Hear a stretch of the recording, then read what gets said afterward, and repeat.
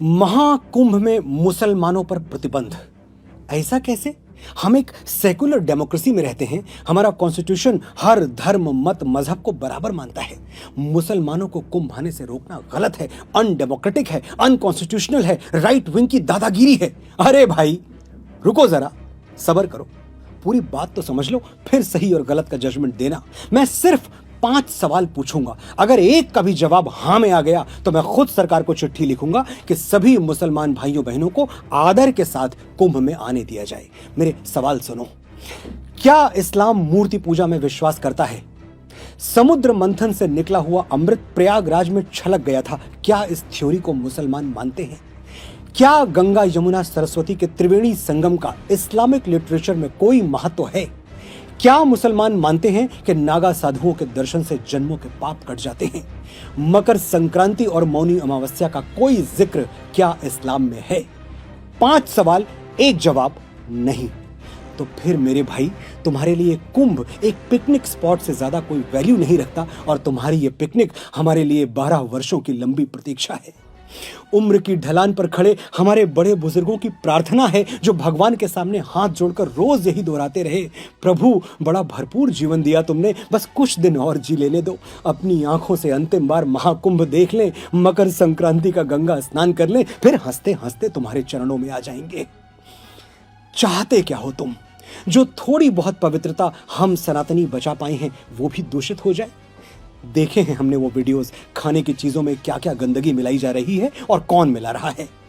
हमारे बाबा थे, 90 साल की उम्र में भी अपना खाना खुद बनाते थे। घर में 4 बहुएं थीं, कहती हम बना दे बाबा, अलग चूल्हे पर बना देंगे। बाबा हंस के कहते नहीं बिटिया, किसी और के बनाए हुए पर विश्वास नहीं होगा, मन तभी मानेगा जब खुद बनाएंगे। ऐसा पवित्र और सैद्धांतिक जीवन जीने वालों को मरते मरते क्या हम किसी का जूठा खिला दें?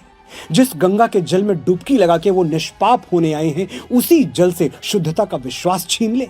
लिबरल बनने के लिए, 4 सूडो सेकुलर दोस्तों में वाहवाही लूटने के लिए हम अपने साधु संतों, ऋषियों, मुनियों और बड़े बूढ़ों की तपस्या खतरे में डाल दें? क्षमा कीजिएगा, हमसे नहीं हो पाएगा। हम इतने कट्टर तो नहीं हैं कि तुम्हारी तरह मक्का के बाहर साइन बोर्ड लगा दें, मक्का ओनली फॉर मुस्लिम्स। लेकिन कुछ बातें बिना साइन बोर्ड लगाए भी समझ लेनी चाहिए। जैसे हम समझते हैं कि मक्का मदीना सिर्फ मुसलमानों का पवित्र स्थल है, इसलिए हमने कभी नहीं कहा कि मस्जिद अल हरम के दरवाजे सनातनियों के लिए भी खोल दिए जाएं। तुम क्यों जिद कर रहे हो भाई? और तुम्हारी जिद हमारे बच्चों को मिसगाइड कर रही है, एक पूरी पीढ़ी गुमराह हो रही है। 33 कोटि देवी देवता हैं हमारे पास, लेकिन हम चादर चढ़ाने दरगाह पहुंच जाते हैं।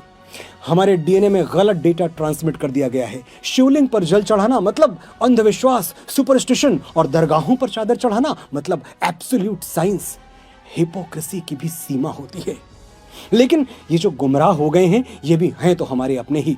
हम इनको तब तक समझाएंगे जब तक ये समझ नहीं जाएंगे।